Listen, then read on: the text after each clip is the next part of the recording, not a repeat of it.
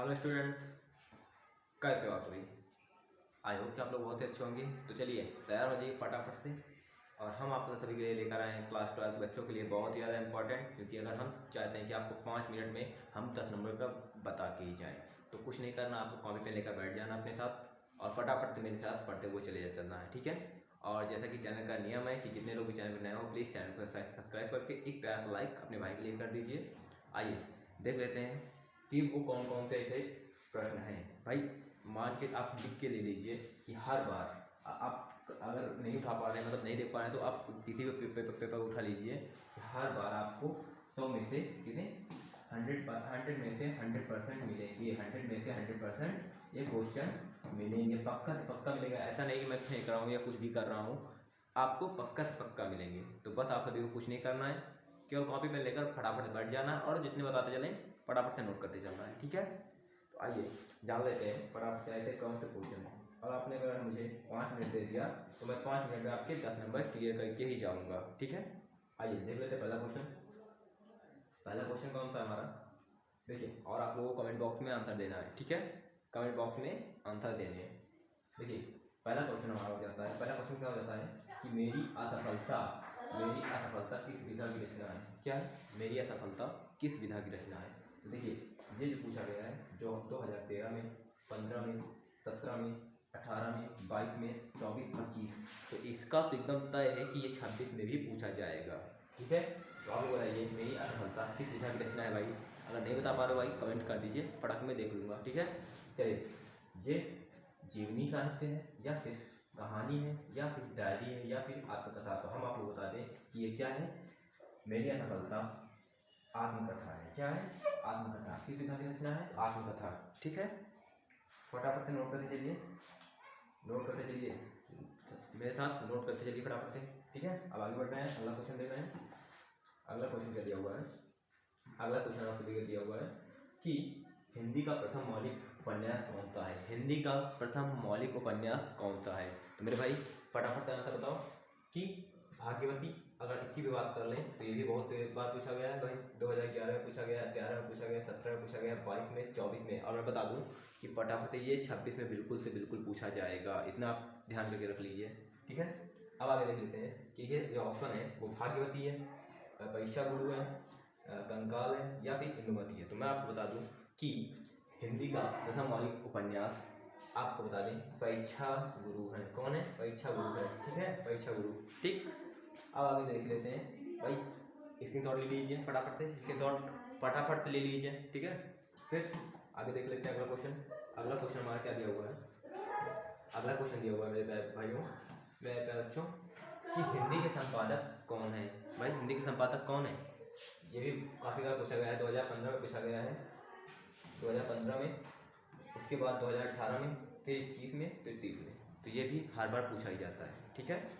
तो अब देख लेते हैं इसके ऑप्शन कौन से हो जाएंगे। पहला ऑप्शन हमारा दिया हुआ बालकृष्ण भट्ट, फिर उसके दिया हुआ है बद्री नारायण चौधरी प्रेमधन, फिर दिया हुआ है ठाकुर जगमोहन सिंह, फिर उसके बाद दिया हुआ है राजा शिवप्रसाद। तो आप लोग बताइए फटाफट से इसका कौन सा आंसर हो जाएगा। तो हम आप लोग बता दें कि जो इसका आंसर हो जाएगा वो हो जाएगा बालकृष्ण भट्ट। कौन सा हो जाएगा? बालकृष्ण भट्ट हो जाएगा, ठीक है। अब अगला क्वेश्चन देख लेते हैं। अगला क्वेश्चन आगे का क्या दिया हुआ है, नोट करते चलिए फटाफट से, क्योंकि देखिए कम समय में ज़्यादा से ज़्यादा प्राप्त करने की कोशिश, ठीक है। फिर अगला क्वेश्चन दिया हुआ है कि चिंतामणि किस विधा की रचना है, ठीक है। चिंतामणि किस विधा की रचना है, ये भी कई बार पूछा गया है। इसका जो है, पहला है हमारा कहानी, दूसरा है डायरी, तीसरा है जीवनी और फिर आत्मकथा। इसका कौन सा विकल्प सही है, फटाफट से आंसर मारो, ठीक है। इसका जो हो जाएगा, इसका हो जाएगा पहला ऑप्शन कहानी। चिंतामणि किस विधा की रचना है, तो चिंतामणि कहानी है, ठीक है। अब आगे देख लेते हैं नेक्स्ट क्वेश्चन। नेक्स्ट क्वेश्चन कौन सा हमारा है, नेक्स्ट क्वेश्चन है आवारा मसीहा किसकी रचना है। तो आवारा मसीहा आप लोग फटाफट कमेंट करो, आवारा मसीहा किसकी रचना है भाई। तो आवारा मसीहा है विष्णु प्रभाकर की। किसकी? विष्णु प्रभाकर की, ठीक है। आवारा मसीहा विष्णु प्रभाकर की है, ठीक है। तो फटाफट भाई नोट करो, ऐसा नहीं है कि आप बैठे रहो काम चलता रहेगा, ऐसा नहीं होगा। आप फटाफट से नोट करते जाइए, क्योंकि टाइम बहुत हो रहा है। हमने आपको बताया था 5 मिनट, यहाँ पर भी 5 मिनट में 5 ही क्वेश्चन हुए हैं, क्योंकि आप सभी लोग फटाफट से नोट करते चलो तो वो अच्छा रहेगा, ठीक है। अब बता दें आपको नेक्स्ट क्वेश्चन लिखा हुआ है, नेक्स्ट क्वेश्चन लिखा हुआ है कि राष्ट्र का स्वरूप के निबंध के लेखक हैं। राष्ट्र के स्वरूप के निबंध के लेखक भाई कौन है? आप लोग बताइए। वासुदेव नारायण अग्रवाल हैं, या फिर आचार्य रामचंद्र शुक्ल हैं, पंडित दीनदयाल उपाध्याय हैं, या फिर हजारी प्रसाद द्विवेदी हैं। तो हम आपको बता दें कि उसके जो है वासुदेव शरण अग्रवाल है। कौन है? वासुदेव शरण अग्रवाल। ठीक है। अब नेक्स्ट क्वेश्चन हमारा हो जाएगा। नेक्स्ट क्वेश्चन, निंदा रस निबंध के लेखक हैं। निंदा रस निबंध के लेखक हैं हजारी प्रसाद द्विवेदी, या फिर मुंशी प्रेमचंद, हरिशंकर परसाई, या फिर ज्ञानेंद्र कुमार। तो हम आपको बता दें इसके जो आंसर हो जाएगा वो हो जाएगा हरिशंकर परसाई। ठीक है। अब देख लेते हैं अगला क्वेश्चन। पृथ्वीपुत्र के रचनाकार हैं। किसके? पृथ्वीपुत्र के रचनाकार हैं। कौन है भाई? तो आप देख लेते हैं कि भरतेंदु हरिश्चंद्र है, या फिर सुंदर रेड्डी, या फिर वासुदेव शरण अग्रवाल, या फिर डॉक्टर संपूर्णानंद। ठीक है। तो इसका जो सही आंसर हो जाएगा वो हो जाएगा वासुदेव शरण अग्रवाल। इसका राइट आंसर हो जाएगा। ठीक है। किसका? पृथ्वीपुत्र किसकी रचना है? तो पृथ्वीपुत्र किसकी रचना है? पृथ्वीपुत्र है वासुदेव शरण अग्रवाल की। ठीक है। अब देख लेते हैं अगला क्वेश्चन फटाफट से, क्योंकि टाइम काफी हो रहा है।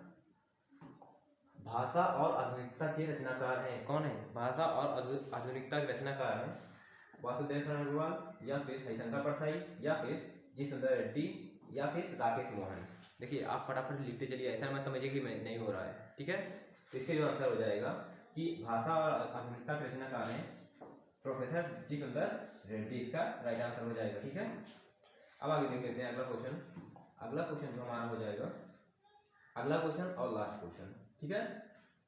तार सप्तक के संपादक हैं। तार सप्तक के संपादक कौन है? तार सप्तक के संपादक आप बताइए। अग्नि जी है, या फिर आचार्य रामचंद्र शुक्ल जी हैं, या फिर वासुदेव शरण अग्रवाल जी, या फिर महादेव वर्मा जी। फटाफट बताइए। अब हम बता दें कि तार सप्तक के संपादक हमारे अग्नि जी हैं। कौन है? अग्नि जी हैं। यही हमारा राइट आंसर हो जाएगा। ठीक है। तो आई होप कि आपको थोड़ा बहुत लगा होगा भाई। इतना तो पक्का है कि कम से कम इतने में से अगर आपके 10 क्वेश्चन में 9 क्वेश्चन तो 100% हटेंगे। ठीक है। चलिए मिलते हैं अगली क्लास में। तब तक के लिए जय हिंद, वंदे मातरम, टेक केयर, अपना ख्याल रखिएगा।